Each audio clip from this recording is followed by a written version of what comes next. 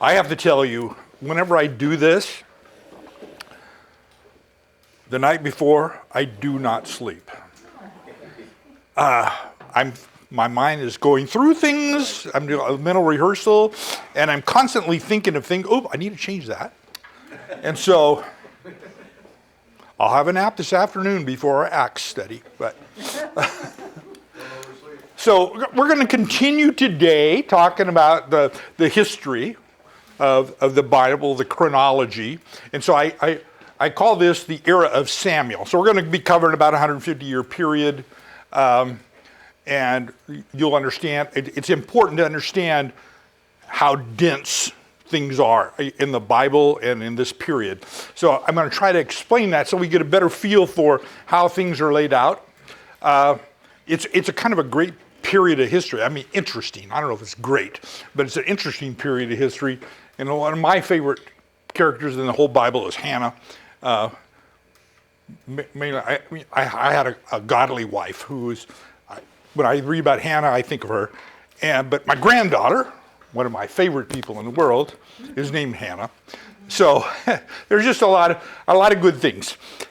All right, let's just start with a word of prayer. Dear Heavenly Father, thank you for this day. Thank you for the sunshine. Thank you for the opportunity to discuss your word. And please bless this next few minutes that we're going to have together, and bless our service that is coming up. Ask this in Jesus' name. Thank you. So, today, actually, this is going to be 2 weeks. There's room up here if you want. I'm going to cover 2 weeks. We're going to do this in a 2-week period. So today, I'm going to do kind of a historical perspective, introduce you to some places and characters. And next week, we'll kind of focus on the chronology of events that takes place during that time, with a focus kind of on this whole area, preparing for the monarchy and the beginning of the United Kingdom. So that's what we're going to be doing over the next 2 weeks. We'll see how far we go. Because it's 2 weeks, we'll just go as far as we can go, and then we'll break till next week. Okay, so the chronology of things. What we're going to be covering is about 150 years, from about 1050 to 1100, or 1000, excuse me. And when I say about, if you do any studying about this period of the Bible, you read all these scholars, dates are somewhat squashy. It's not like the Exodus, where we have maybe a difference of opinion of 200 years. Here, the dates are kind of 10 or 20 years. Different people have different dates. So I kind of just use general terms, but we're going to be covering about that period of time. The books of Samuel, it's set during the period of transition between the judges and the monarchy. Okay, so we're talking about that period of time, and there's just a tremendous overlap. And if you look at the we look at the Bible, we'll see how much overlap there is. So it's going to kind of open about the time that Samuel was born, and we're going to kind of end about the time that Saul dies and Eli dies. About that, that's about the end. I'm not going to spend a lot of time on the united or the divided kingdom, because that's kind of a whole thing. That's like next. We'll be talking about the United Kingdom, and we'll go into a lot of detail about Saul and David and Solomon. So today we're kind of focusing on the transition things that are happening during that period. Okay, so I said we're going to end about the time of Samuel's death. I can't do this without my infamous timeline. I've added some stuff to it, always add stuff. So we're talking about this period of time right in here, and I'm covering, we're in the Judges, and it's going to go through to it kind of covers the period until into the United Kingdom. So I kind of exploded a little bit here because I want to show you how much overlap there is chronologically with things going on. If you're reading through the Bible and you read Judges, and you finally get to Samuel and Kings and Chronicles, you think, well, these are all just this sequential thing. No way. So we had the period of Judges, and we spent a whole time talking about period of Judges. So we had Othniel and Deborah, and that kind of covered a big old period of time. They overlapped with Gideon and Jer, and so it overlapped by a significant amount of time. Then you had Jetheth. Are you going to be talking about him today, Pastor? No. Oh, okay. I wasn't sure. But we have that. And then finally we have Samson. And I don't know why there's space when I printed it. But we have Samson, who is the last judge. But we had Absalom, Abimelech, and stuff that's going on in this period. So when you look at Samson, he ends here about 10, whatever it is. Anyway, it ends about here. But if you look at Eli, Hannah, and Samuel, which we're going to spend a little time on, they're tremendous overlap. They start way back here in the middle of Judges. And Hannah and Eli, somewhat contemporary, not sure. We don't know exactly when Hannah was born, but just pretty much figure she's about the same age probably as Eli. And then she gives birth to Samuel, which we'll talk about. And then you have the kings, Saul, David, and Solomon. And in blue, I'm kind of trying to show this is their life. The purple, kind of the period of time after their anointing. Okay, so you'll see, you'll see David overlaps. The purple overlaps with Saul.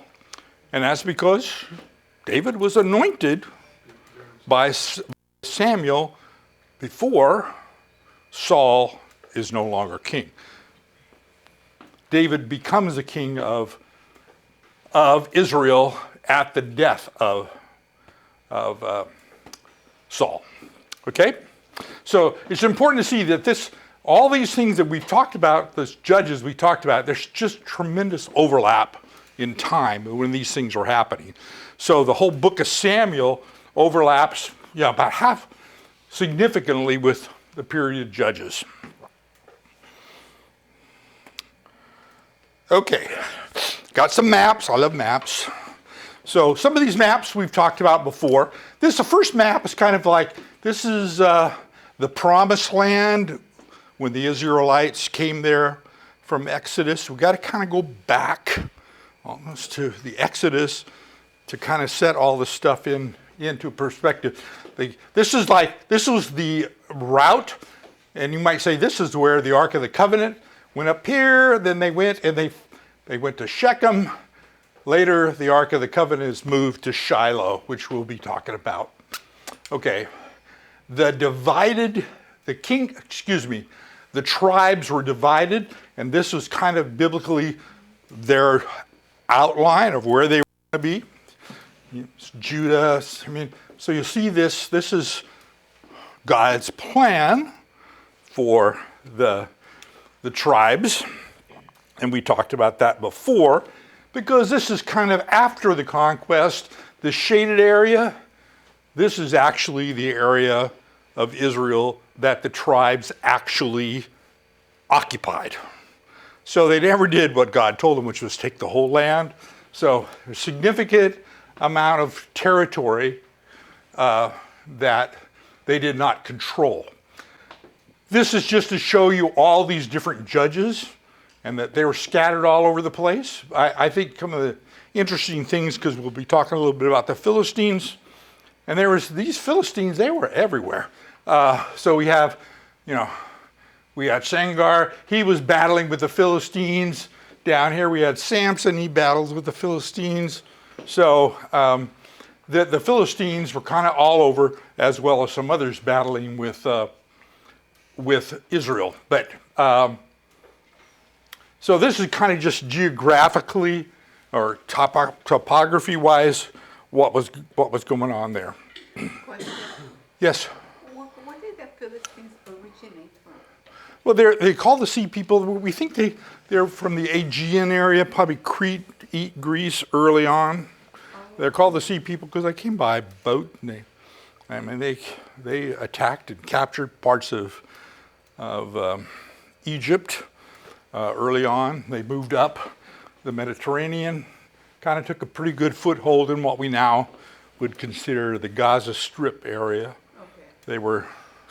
They've been around for a long time. They were pretty powerful. They kind of mastered the art of ironwork. They were warriors. They were warriors. So, okay. So when we're looking at the put this in perspective of the Bible, I like to say that when you're looking at this period, and if you're kind of want to read about this stuff chronologically, you have to kind of immerse yourself in the book of Judges, Samuel, Kings, Chronicles. I mean, because there's bits and pieces everywhere, different focuses, and we'll talk about that in just a second. But so that is, but there's basically three things we're talking about here. This area of this transition period, and before that, we call that the kingship of God. It was a theocracy. So God was their leader. The people end up wanting to have a king. So they get a king. So that is the United Kingdom, which is Saul, David, and then Solomon. So that's it. That's a different period. And I'm kind of laid out here, like when you're looking at the kingship of God, you go, but like they repeat the chronology of the patriarchs and the tribes in Chronicles. But when you get down to the theocracy, we're really talking about, it's a lot of focuses in 1 Samuel. And as you get down into the United Kingdom, there's material in Psalms, in 1 Samuel, in Chronicles. David is spread all over the place. So if you really want to get a feel for this, you got to study all these things and look at them because there's just bits and pieces. It's kind of like reading the Gospels. You don't really get a good picture of what happened unless you read all four Gospels, and because different ones fill in different detail. So the divided kingdom, which we really will not even hardly talk about, but it's also spread out between 1st and 2nd Kings and Chronicles. Now, I mentioned this before. If you look at the Jewish Bible and you look at the Tanakh, Samson, Kings, and Chronicles were separate books.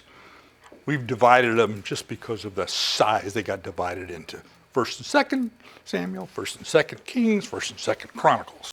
Okay, but they were really just large books. So just a little bit more about each of these. So we have in first and 2nd Samuel, it kind of covers this period from the birth of Samuel to the reign of David beginning. And this is, you can look at the outline. I have some copies. But some of this, if you were really wanting to study this period, it's kind of nice to have the references so you could actually go through and look at these various elements. Same thing with Kings. Covers a little different period. Reign of Solomon, divided kingdom through the fall of Judah. Covers a lot of ground, which we will not be talking about at all today, actually. And the same thing is true of Chronicles. So Chronicles covers a little different time period, but again, it kind of ends at the fall of Judah. If you remember the divided kingdom, first the northern kingdom, Israel falls, later the southern kingdom of Judah falls. And the Israelites have started going into captivity, into exile, and later they're all in exile. Okay. So let's talk a little bit about the characters and the places. So I'm going to talk there's a lot of places, a lot of characters involved in here. I'm going to focus on Shechem and Shiloh, 2 locations. We'll spend a little time on that. And then I'm going to talk about these characters, Eli, Hannah, and Samuel mainly, and then we'll touch a little bit on Saul and David. Okay? So, Shechem, which is, this is my little map. So Shechem, this is the Dead Sea. Up here is the Sea of Galilee. Shechem is right up here. It's kind of due north of Jerusalem. It's about 30 miles due north of Jerusalem, almost directly north. It's an ancient city. It was part of Ephraim, by the way. It was again, we talked about in the past about trade routes and how important they were. So Shechem was a very major hub, a trade route, north and south, east and west, had a lot of water, had good water. There's just a lot of things that made it a very desirable place to be. And the history of Shechem goes back to shortly after, it's one of the oldest cities in the world. It goes back to sometime after, right after Babel. So one of the first places settled. So it's an ancient city. There was a lot of things that took place during the patriarchal period. If you'll remember, Abram came from Haran. God told him to go down into Canaan. He arrives in Shechem. God tells him again, kind of restates his covenant, what they will do. So Shechem was very important. That's where Abraham really got established. Later, Jacob, remember he ran off and ran from his brother. When he comes back to, that's the area that he comes back to, the area around Shechem. It's also, if you'll remember, this is bad things. Simeon and Levi, they killed all the males. Remember, Jacob's daughter is raped by a Canaanite named Shechem. Happened to be his name too. And that happened there. And 2 of her brothers killed most of those men that were involved. So that also happened there. So these are all things that we know about in the Bible, and they're all happening around Shechem. There's just a lot of stuff that happens around Shechem. Of course, after the conquest, when Joseph's bones were brought back from Egypt, brought up, he was buried in this area around Shechem also. That is also where, initially when they came into the Promised Land, that's where the Ark of the Covenant was for a short period of time. So it arrived there. It became one of the cities of refuge. So it's just pretty significant in the history of Israel.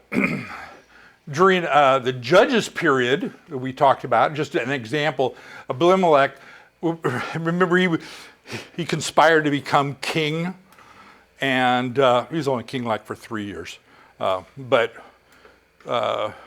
he was destroying a lot of people, and a group of people hid out, get away from him. They went into Shechem. That's where they went to hide out and get away from him. During the kingdom period, Rehoboam, who was the successor of Solomon, he is crowned. That's where he was initially crowned. And if you remember, initially he's crowned king of all of Israel. Didn't last very long because Jeroboam comes along, and for a brief period of time, Jeroboam makes Shechem the capital of the northern kingdom. Not a long time, but that's kind of where it is. So I like to talk about archaeology because I think archaeology doesn't prove the Bible, but it supports so many things. So I've talked to you guys before about the Amarna letters. And remember we talked about during the period of the tribes that a lot of the Canaanite city-states were vassal states of Egypt. So they paid tribute and they got protection from Egypt, okay? Some years ago in Egypt, they discovered a repository, a library, if you will, and they found about 300 and some of these clay tablets. Probably 2/3 of them are from the city-states in Israel.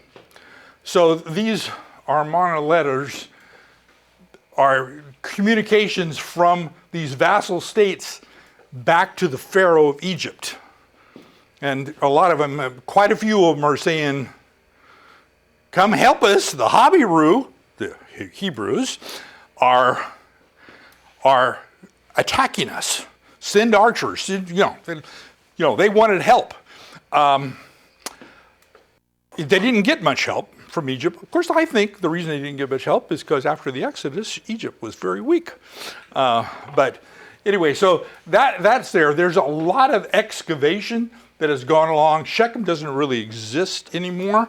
I think there's this Israelite city there, but Shechem, there's been a lot of excavation over the years, and so they've unearthed a lot of stuff that support the biblical story. It's all very good. I'm trying to keep track of because I can't read that clock. So, all right, Shiloh. Shiloh is a city. It's south of Shechem, between Shechem and Jerusalem. So it's about 20 miles, I believe, north of Jerusalem. It is the Ark of the Covenant is moved from Shechem shortly after they moved it to Shiloh. And Shiloh becomes, if you will, the capital of Israel, or of that time. So the Ark of the Covenant remains there for over 300 years. And so it's a very, very significant city to the Israelites. The tabernacle is there too, that's why the ark. The tabernacle, yes. The tabernacle is there. They moved the tent over time. Well, we'll talk about that in a second. But the tabernacle's there, the Ark of the Covenant's there. And it stays there until some things happen, which I think mainly we'll talk about next week. But that was so Shiloh's there, and it's a newer city, but the Israelites took it over. I think that Shiloh was kind of part of the city-state of Shechem, and I think it's an area where the Israelites, they didn't really conquer them. They kind of got treaties. It was kind of a friendly takeover. So there's not a lot of destruction that went on, but they did move into Shiloh and took over the facilities that were there, houses and stuff, and the Bible says that they were going to do that. So they moved into Shiloh. And so this whole area, Shiloh kind of becomes the hub for the Israelite nation. It's where, we'll talk about Eli, that's where Eli was. That is where Samson ends up being there. And later, the Philistines totally destroy Shiloh. Okay, so it leads into kind of some archaeological stuff. So there's a lot of excavation that's been going on in Shiloh. It's probably the largest archaeological site in Israel. Been going on for some time, 3 or 4 major excavations. One's been going on for the last 5 or 6 years led by the Associates of Biblical Research. And so they've discovered a lot of things in the last few years. I mean, we're talking about recent archaeological discoveries. So they discovered, they unearthed, so there's a lot of layers to Shiloh as they go down through the layers, but they come to a destruction layer, burn layer, and that they have pretty reliably dated to about 1050, plus or minus 10 years, okay? Guess what? That is what the Bible says happened right after Eli dies. So, and Saul. So they found this, and it's pretty well been established. In the same site, they found the platform that exactly measures the dimensions of the tabernacle. They've also found things that indicate that, and there's areas in the Bible when you're reading, they talk about the tabernacle later, and they talk about doors, and which, you know, the tabernacle was a tent. Well, they've unearthed that they actually, by this time, had constructed walls for the tabernacle. A tent covered it. So they've been able to kind of document those things. And it lies perfectly. The tabernacle is east-west. It's the dimensions are perfect. So it's like pretty hard to figure out how that can happen. In unearthing it, it was a walled city, and they've come across the city gate. And you hear the gates talked about a lot in the Bible. And I don't think we ever talked about this, but most of the gates, this is a complex space.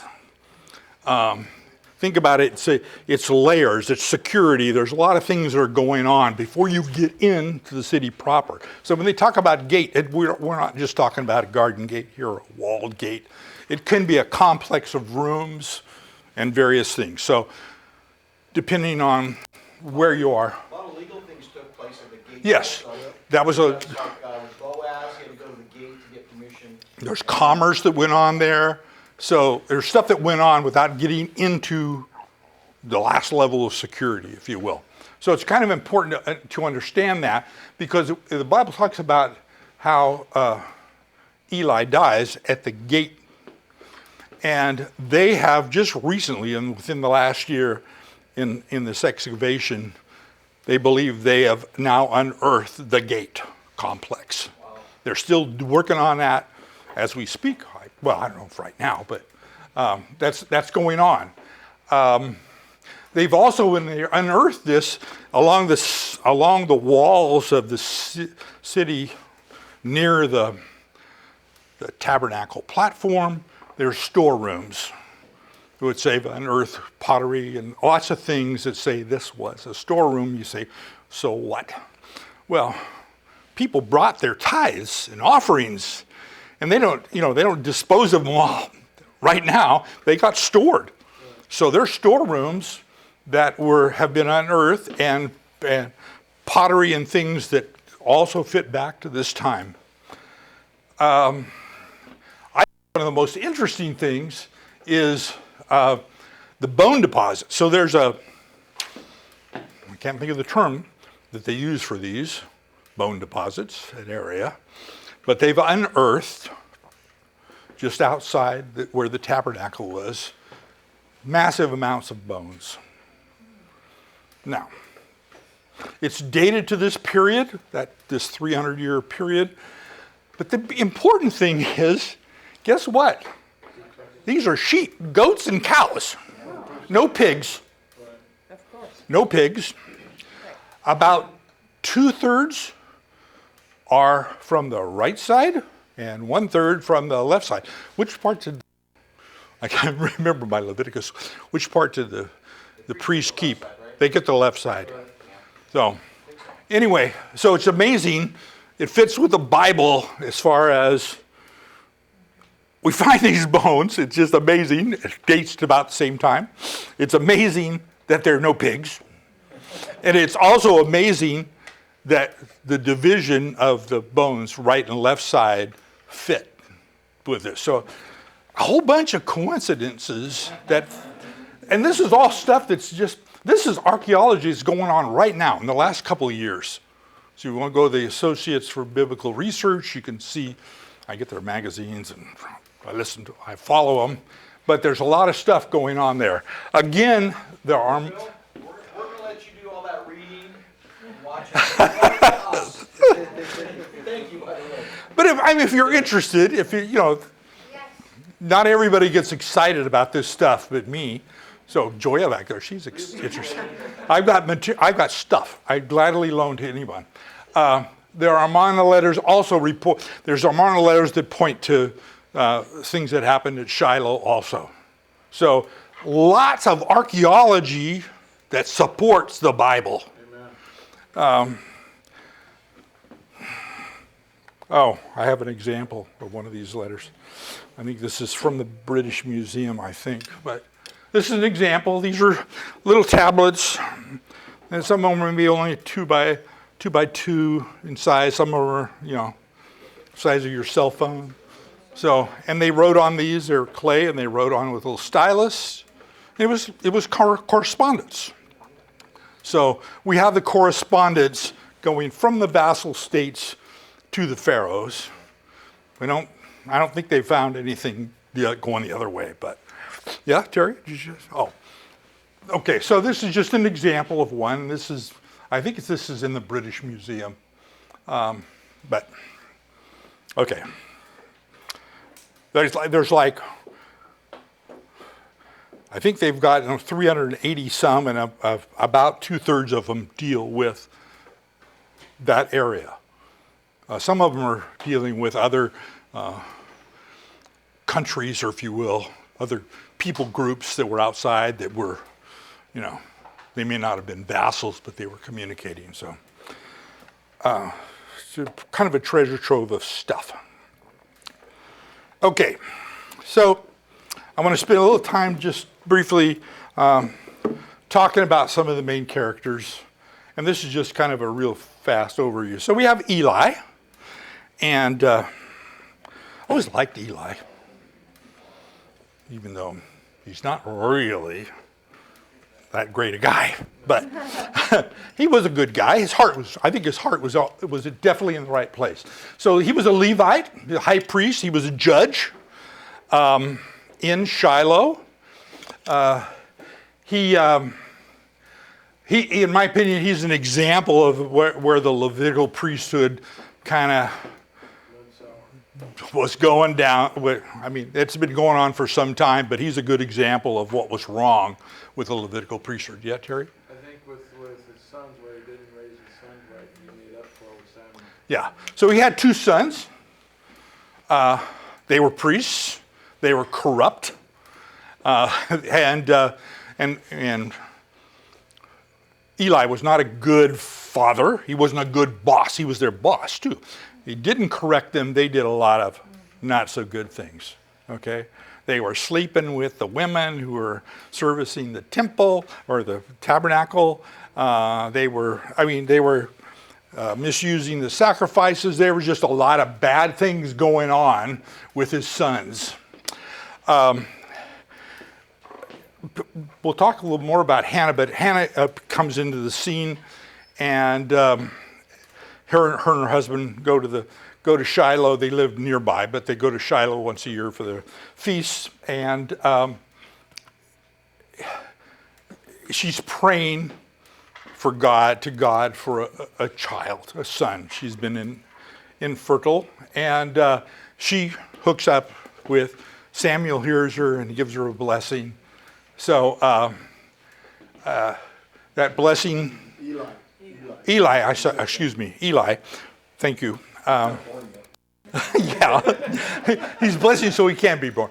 So he blesses her and says so she ends up having Samuel. We'll talk about that in a second. But and as part of this, she vowed, I better go on to the next one because I'm just running into it. But basically Eli, the important thing is Eli later, he raises and teaches Samuel.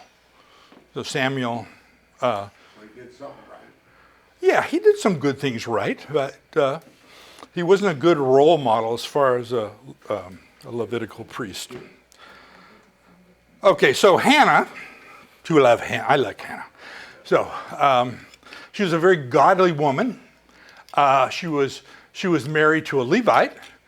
I'm trying to remember the reference. There's other reference somewhere in the Bible that tells us that he was a Levite and what branch of the Levitical priesthood he was. But I don't remember that. That was an Ephraimite.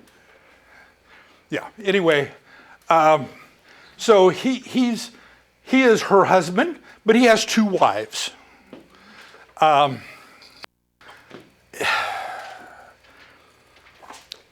We'll come back. She is infertile.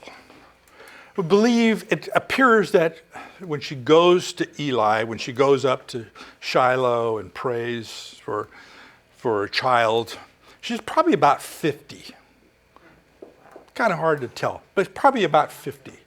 She'd been trying for a while. She was the first, I believe she was the first wife of her husband. And like a lot of stories or a lot of things in the Bible involving infertility, having children, having male heirs was really, really important. And so the surrogacy, if you will, is pretty common.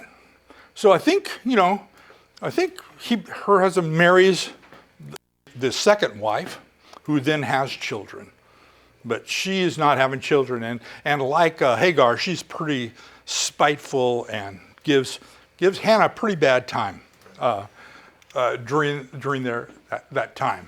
But she did pray to God for a son. She did this at the tabernacle, and Eli overheard her, thought she was drunk,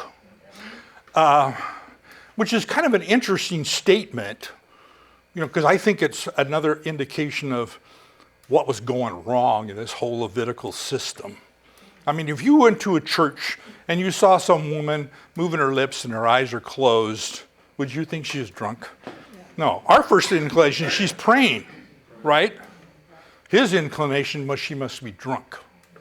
So that just tells you what kind of things were probably going on at that time. Okay, so she prays for a son, and she vows that if she gets a son, she is going to give him to God, in service of God. Okay? And so she gets a son, and when he is weaned, 3, 4 years old, 2, 3, 4, I'm not sure what, she takes the son to the tabernacle, to Eli, and vows him to be a Nazirite, service of God. So which is pretty amazing that she would do that. But by the way, her husband was responsible for any vows the wife made. So he was making sure also that she followed through on her vow. So he ends up being taken to Eli. She's a good mother. She stays in contact every time they go to Shiloh, which they go to Shiloh to worship and stuff. Every time she does that, she's in contact with them. And God does bless her some more. She ends up having 5 more children. Okay, so she dies. I'm not sure when. Doesn't really tell us, but pretty amazing woman, actually. Okay. I thought of something I think I forgot. It'll come to me. Senior moment.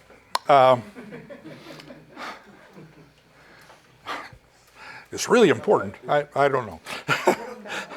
Okay, so now we'll talk a little bit about Samuel. He's the namesake of this. By the way, when I was talking about the books of the Bible, all six of those, all three sets of those books, we don't know who the authors were. No. People say they think, well, it's really not. But it's certainly named after Samuel. But Samuel was not the author of Samuel. Samuel dies in chapter 25 of 1 Samuel.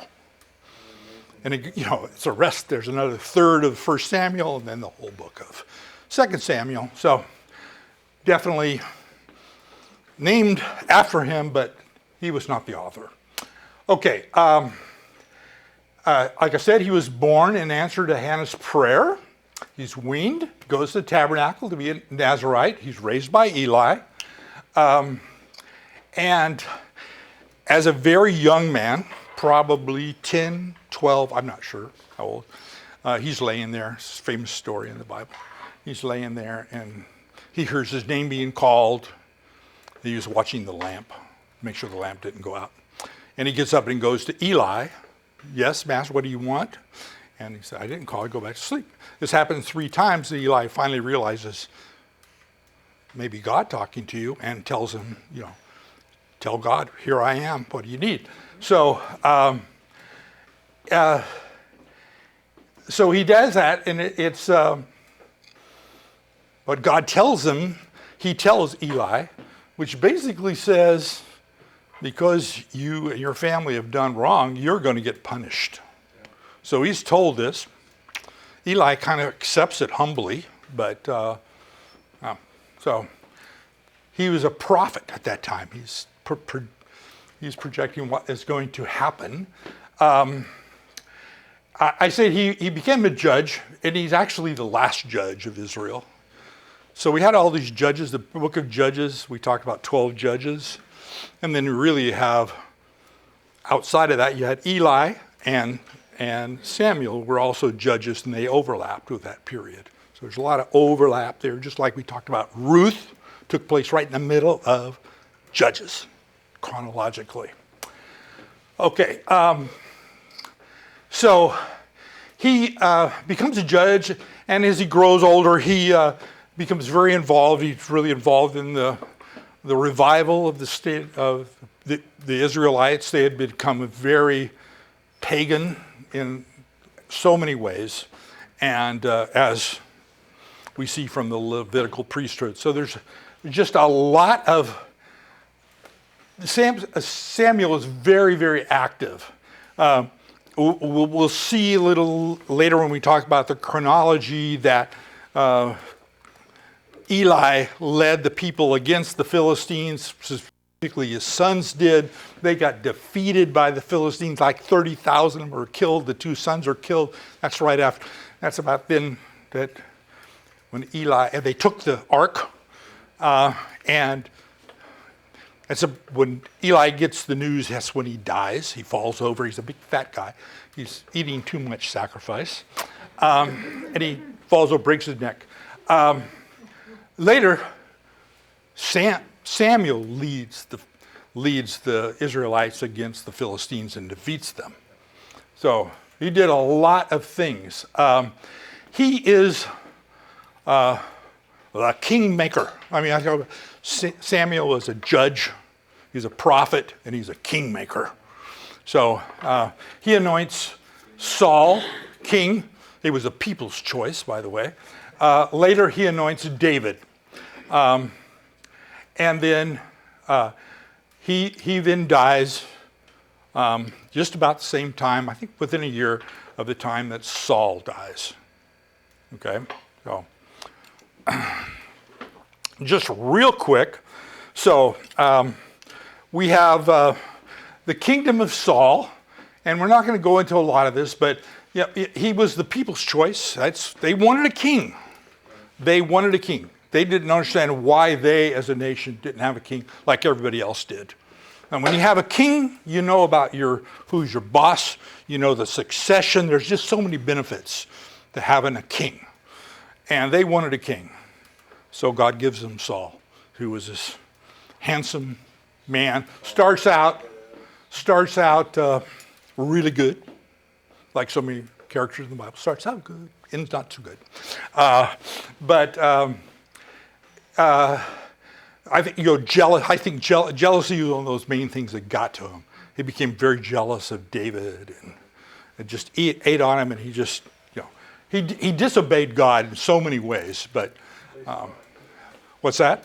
At least twice he was told to do something, didn't do it. Oh yeah. So he ends up in a battle. He ends up killing himself. So he dies, falling on a sword. What's that, Frank? Oh, I thought you were raising your hand.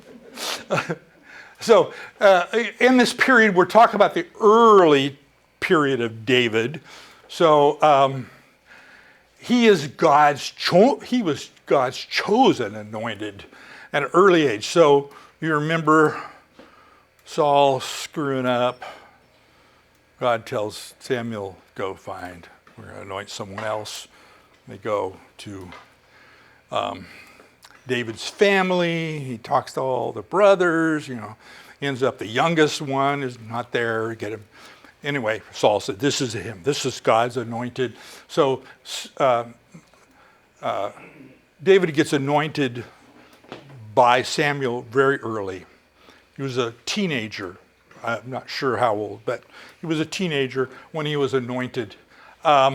Later on, in his young years, he kills Goliath, famous story. He kills Goliath, which kind of elevates him to be the superhero, which really ticks off Saul. His jealousy goes, overboard at that time. But eventually, he becomes the king of Israel, all of Israel, at the death of Saul. Okay, so that is about as far as we want to go. Yes? I think we realize that most Samuels we know are practically perfect in every way, is what you're saying. Well, I don't know about you. I know you are. I don't know. Yeah, it's yeah, there's a little bias there. Yeah. So I just kind of in conclusion. So again, I really get hung up on archaeology, but it's so fascinating the things that they discover, and they don't discover anything that contradicts the Bible. It's all just substantiates things just right and left, and it's just fascinating to me. Does anybody have any questions? Yes, ma'am. What magazine do you take? What's that? What magazine do you take that tells you about all these things?